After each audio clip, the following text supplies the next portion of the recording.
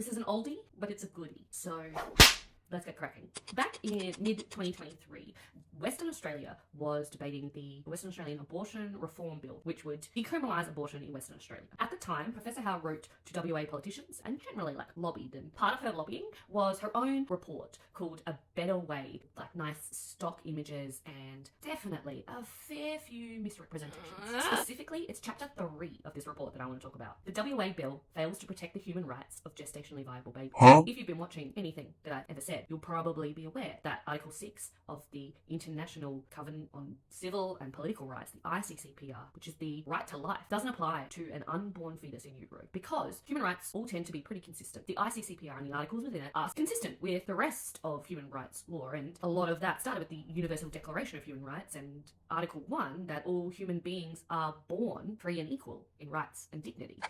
Or is it dignity and rights? I can never remember. Anyway, this chapter talks a lot about so-called late-term abortion. Now, there are at least a handful of things that could be unpacked in this chapter alone. But when I read it back in 2023, I was immediately drawn to this part. So within this chapter talking about so-called late-term terminations, we get a really interesting last section about psychosocial reasons. I don't often directly read Professor Howe's work to you guys, because why should you suffer too? But I am going to read this small section because it is quite interesting. Notably, late-term abortion for psychosocial reasons accounted for 44% of the total number of late-term abortions in Victoria. This demonstrates that late-term abortion does not only occur to save the physical life of the mother or because of serious congenital abnormality of the baby. Similarly, in WA, the incidence of abortion for fetal abnormality is extremely low, and in 2018 accounted for only 3.2% of all abortions that year. What? See what she did there? Very interesting to use the word similar, even though Professor Howe is comparing all abortions to occur in Western Australia in 2018 to only late-term abortions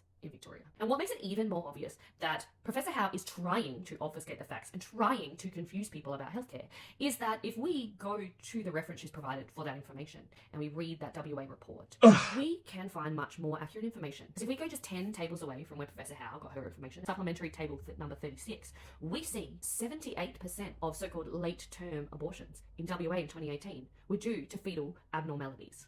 And I guess since that doesn't support Professor Howe's argument, that's why she chose not to use it. Fine. That sounds good.